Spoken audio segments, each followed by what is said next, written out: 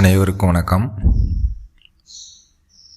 இன்றைக்கி நம்ம பார்க்க போகிற பயிற்சி சக்கராயோக பயிற்சி. சக்கராயோக பயிற்சியில் பல மெத்தட் இருக்குது. முதலாவதாக சக்கரங்கள் எங்கே இருக்கிறது என்று நாம் அறிந்து கொள்ளுதல். இரண்டாவதாக அந்த சக்கரங்களுக்கு அதிர்வு கொடுப்பது. மூன்றாவதாக அதை தூய்மை செய்வது. நான்காவதாக அதை வெறுமன கவனிப்பது. ஐந்தாவதாக அதனை செயல்படுத்துவது. ஆறாவதாக அதனை இயக்குவது. ஏழாவதாக அதை சமநிலைப்படுத்துவது.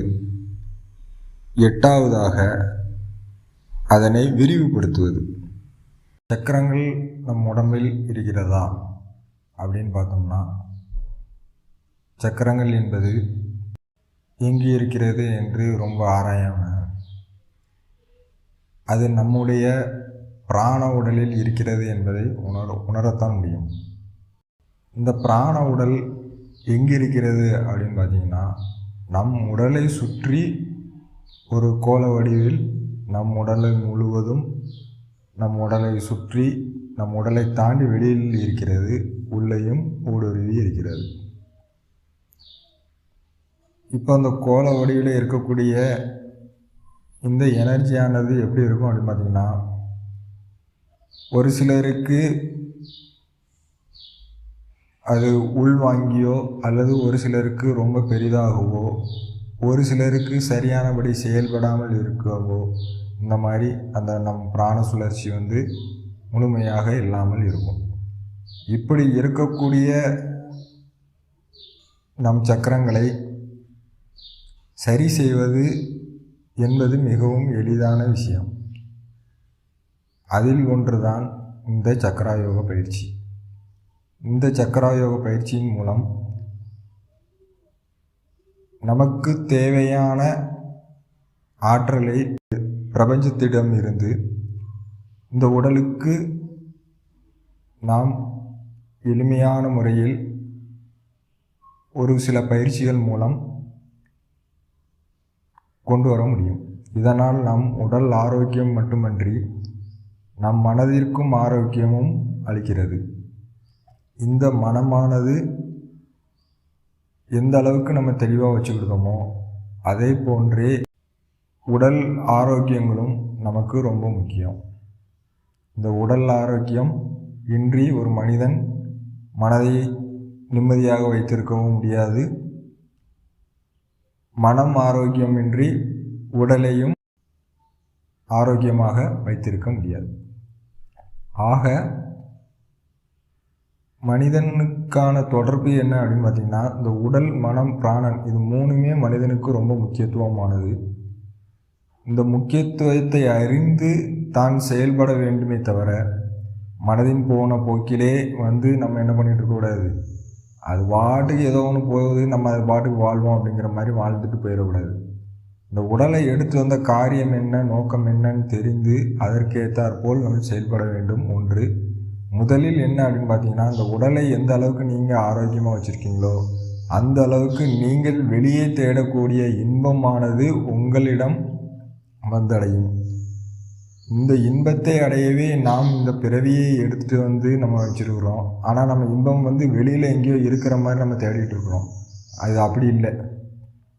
நமக்கு உடலில் எங்கே இன்பம் என்னதை ஆரோக்கியப்பட்டுருக்கிறோமோ அதுக்கேற்றாற் போல தான் நம் மனமும் இருக்கும்.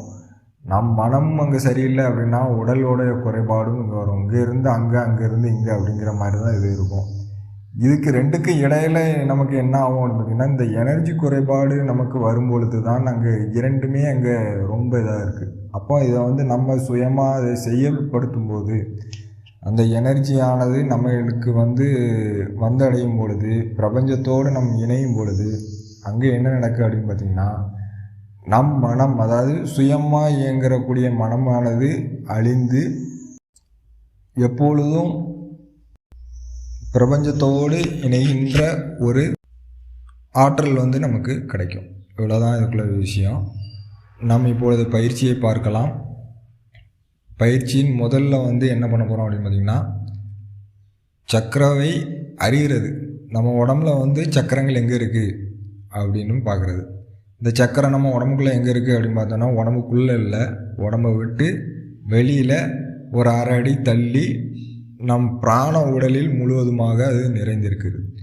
இந்த பிராண உடலில் நிறைந்திருக்கிறது எப்படின்னு பார்த்தோம்னா, அது ஒரு 120க்கும் மேற்பட்ட சக்கரங்கள் நம்ம உடம்புல இருக்குது. ரொம்ப பிரதானமான சக்கரம் என்ன அப்படின்னு பார்த்திங்கன்னா, ஒரு 7 விதமான சக்கரம் ரொம்ப பிரதானமான சக்கரம். இதை நம்ம சரிப்படுத்தி ஆக்டிவேட் பண்ணாலே நமக்கு உடல் ஆரோக்கியமும் மன ஆரோக்கியமும் மன தெளிவும் நமக்கு கிடைக்கும். அப்போ அதுக்கான ஒரு முயற்சியான பயிற்சி தான் இது. சரியா? முதல்ல இது எங்கன்னு தெரிஞ்சுக்கிடுவோம். இந்த உடலில் ஒரு 1/2 அடிக்கு முன்னால் நம் பிராண உடலில் தேங்கி இருக்கக்கூடிய அந்த சக்கரமானது ஒரு 7 விதத்தில் நம்ம குறிக்கலாம். அதில் முதலான சக்கரம் மூலாதார சக்கரம். அதாவது நம் பிறப்பு உறுப்புக்கும் அசனவாயுக்கும் நடுவே உள்ள ஒரு சக்கரங்கள். அதாவது நம் பிறப்பு உறுப்பிற்கும் அசனவாயுக்கும் நடுவே இருக்கக்கூடிய அந்த இடத்தில் முதுகுத்தண்டிலிருந்து நேராக கடைசி எலும்பு உள்ளே வளைஞ்சு நிற்கும். அதில் நேராக கீழே ஒரு 1/2 அடி தள்ளி நமக்கு அந்த சக்கரம் இருக்குது. இப்போ இந்த சக்கரம் நம் உடலில் இருந்து ஒரு 1/2 அடி தள்ளி கீழே இருக்கிறது. இது மூலாதார சக்கரம். சுவாதிஷ்டான சக்கரம் அடுத்தது. இந்த சக்கரம் எங்கே இருக்குது அப்படின்னு பார்த்தீங்கன்னா, தொப்புளிலிருந்து நம் கை வைத்தோம்னா 4 விரல் தள்ளி கீழே நம் கடைசி விரலுக்கு கீழே சுவாதிஷ்டான சக்கரம் இருக்கிறது. அப்போ அந்த சுவாதிஷ்டான சக்கரம் நம்ம அடிவயிற்று பகுதிகளில் அது நிரம்பி இருக்கிறது. அதே போன்று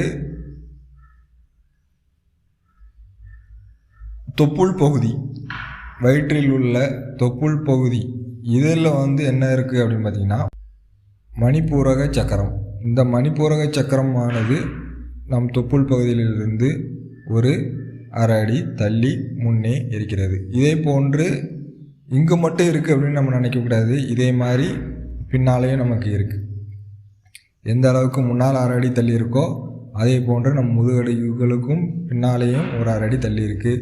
அடிவயிற்றுக்கு பின்னாலேயும் 1/2 அடி தள்ளி நமக்கு இருக்கிறது. மூலாதார சக்கரம் மட்டும்தான் நம்ம உடலில் உட்கார்ந்துருக்கக்கூடிய அந்த இருக்கக்கூடிய இடத்துலேருந்து ஒரு 1/2 அடி தள்ளி இருக்குது. மேலே அதே மாதிரி என்ன அப்படின்னு பார்த்திங்கன்னா, இதே மாதிரி நமக்கு ஆப்போசிட்டில் தலைக்கு மேலே அப்படின்னு பார்த்திங்கன்னா அது துரிய சக்கரம். நம்ம அதை கடைசியாக பார்ப்போம். அடுத்ததாக நம்ம பார்க்கக்கூடியது அநாதாக சக்கரம். அதாவது நெஞ்சுக்குழி பகுதி. நெஞ்சுக்குழி பகுதியில் இருக்கக்கூடியது அநாதாக சக்கரம். அதுக்கு அடுத்தால தொண்டைக்குழி. இந்த தொண்டைக்குழியில் இருக்கக்கூடிய சக்கரமானது விசுத்தி சக்கரம். இந்த தொண்டைக்குழியில் இருக்கக்கூடிய சக்கரம் பேர் விசுத்தி சக்கரம். இந்த சக்கரமானது எப்படி இருக்குது அப்படின்னு பார்த்திங்கன்னா, நம்ம தொண்டைக்குழியிலிருந்து ஒரு 1/2 அடி தள்ளி அது முகத்துக்கு நேராக கீழே இருக்கிறது. அடுத்ததாக நம்ம பார்க்கக்கூடியது புருவமத்தி. இந்த புருவமத்தி சக்கரம் நம் இரு புருவங்களுக்கு மத்தியில் மூக்கின் மேல் மூலையில் உள்ளது. இதுவும் அதே போன்றே ஒரு 1/2 அடி தள்ளி அந்த சக்கரங்கள் நிறைந்திருக்கிறது. அதே போன்றே நம்ம என்ன பண்ண போகிறோம் அப்படின்னா, தலை உச்சி. சின்ன வயசுலங்கிறத விட ஒரு பிறந்த குழந்தைக்கு தலை உச்சியில் அது துடிக்கிறத நம்ம பார்த்துருப்போம். துடிப்பு எப்படி மேலே மூச்சு காற்று துடிச்சிட்ருப்போம். அதுதான் தலை உச்சி பகுதி. அந்த தலை உச்சியில் துரிய சக்கரம் அப்படிங்கிறது ஒரு 1/2 அடி தள்ளி இருக்கிறது. இப்போ அந்த சக்கரம் உங்களுக்கு எங்கே இருக்குன்னு தெரிஞ்சிருக்கும். முதலாவதான சக்கரம் மூலாதார சக்கரமானது பிறப்புறுப்புக்கும் அசனவாய்க்கும் மத்தியில் இருக்கிறது. இரண்டாவதாக சுவாதிஷ்டான சக்கரம் நம் அடிவயிற்று பகுதி தொப்புளிலிருந்து ஒரு 4 விரல் கீழே இருக்கிறது. மூன்றாவதாக மணிப்பூரக சக்கரம் நம் தொப்புள் பகுதியில் இருக்கிறது. நான்காவதாக சக்கரமானது அநாதாக சக்கரம். இது நம் நெஞ்சுக்குழி பகுதியில் இருக்கிறது. ஐந்தாவதாக சக்கரமானது விசுத்தி சக்கரம். இது நம் தொண்டைக்குழியில் பகுதியில் உள்ளது. ஆறாவதாக ஆக்கினை சக்கரம். அதாவது பூர்வ மத்தியில் இருக்கிறது. 7வதாக துரிய சக்கரம் நம் தலை உச்சி பகுதியில் இருக்கிறது. உச்சி எடுக்கிறதுனா உச்சி எடுக்கிற பகுதியில் நான் அப்போ சொன்ன மாதிரி சிறு குழந்தையில் தலை அந்த பகுதியில் பார்த்தோம் அப்படின்னா சின்ன பிறந்த குழந்தைகள்லாம் பார்த்தோம் அப்படின்னா அந்த 3 மாதம் வரைக்கும் அந்த தலை உச்சி வந்து அப்படியே துடிச்சிக்கிட்டே இருக்கும். இப்போ அந்த உச்சியை வந்து நீங்கள் கவனத்தில் வச்சுக்கோங்க. அதுதான் தலை உச்சி. துரிய சக்கரம் அங்கே இருக்கிறது. சரி, இப்போ அடுத்து நம்ம பயிற்சிக்கு போகலாம். 2வதாக முதல்ல வந்து என்ன அப்படின்னு பார்த்தீங்கன்னா மூலாதார சக்கரம்.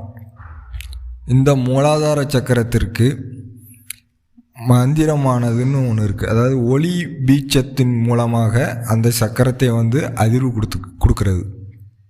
இந்த அதிர்வு கொடுக்கறது எந்த அளவுக்கு நமக்கு அழுத்தமாக தெளிவாக நம்ம கொடுக்குறோமோ அந்த அளவுக்கு அது வந்து நம்மளை வந்து செயல்படுத்தும். இதற்கான அந்த ஒளி பீச்சை எழுத்துக்கள் அப்படின்னு பார்த்தோம்னா முதல்ல வந்து மூலாதார சக்கரத்துக்கு ல இம் லம் அப்படின்னு சொல்லி சொல்லுவாங்க.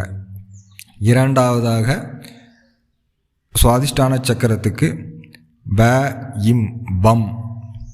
3வதாக மணிப்பூரக சக்கரத்திற்கு ர இம் ரம். 4வதாக அநாதக சக்கரத்திற்கு ய இம் யம். 5வதாக விசுத்தி சக்கரத்திற்கு ஹ இம் ஹம். 6வதாக ஆக்கினை சக்கரத்திற்கு வெறுமன இம் அல்லது அம் அப்படின்னு சொல்லலாம். அது நம்ம இதை பொறுத்து. ஆனால் மேக்சிமம் இந்த இதுக்கு ஏற்ற மாதிரியே இம்ங்கிறதே சொல்லுங்கள், இல்லை அம் சொல்லணுனாலும் சொல்லலாம், தப்பு இல்லை. தலை உச்சியிற்கு வெறுமன இம். உதடு திறக்காமல் வெறுமன அந்த இம்ங்கிற ஒலியை மட்டும் நம்ம உச்சரிக்கணும். அவ்வளோதான். இந்த 7 சக்கரங்களை நம் சரியான நிலையில் வைத்து கொண்டாலே நமக்கான ஆற்றல்கள் முழுமையாக நம் உடலுக்கு வந்து கொண்டு நம் உடலையும் ஆரோக்கியப்படுத்தி மனதையும் ஆரோக்கியப்படுத்தக்கூடிய ஒரு பயிற்சியாக இது அமையும். எல்லாரும் எல்லா விதமும் பெற்று எல்லா வளமும் பெற்று வாழ்வாங்கு வாழ வேண்டும் என்று வாழ்த்துகிறேன். மேலும் இந்த பயிற்சியின் மூலம் நிறைய பயனடைங்க. இது போன்ற பயிற்சிகள் இன்னும் நிறைய பேர்கிட்ட ஷேர் பண்ணுங்கள். உங்கள் ஷேர் எண்ணிக்கை கூட எனக்கும் கொஞ்சம் ஆர்வமாக இருக்கும் நானும் இது பண்ணுறதுக்கு. அதனால் எந்த அளவுக்கு நீங்கள் ஆர்வத்தை காட்டுகிறீர்களோ அந்த அளவுக்கு எனக்கும் ஒரு நல்ல உந்துதலாக இருக்கும் என்பதை நான் மகிழ்ச்சியுடன் தெரிவித்துக் கொள்கிறேன். இப்போ அடுத்ததாக பயிற்சி முழுவதுமாக நான் சொல்வதைப் போல் ஒவ்வொன்றாக நீங்கள் சொல்லலாம். அப்போ அந்த மூலாதார சக்கரம் அப்படின்னு பார்த்தீங்கன்னா நல்லா மூச்சை உள்ளே இழுக்கணும். வெளியிடும் போது லம்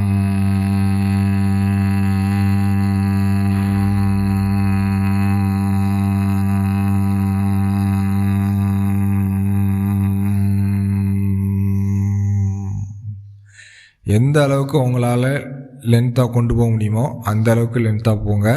இதனோட சேர்ந்து பயிற்சியையும் நான் கொடுத்துருக்குறேன். அந்த பயிற்சி என் கூட செய்யணும்னாலும் செய்யலாம்.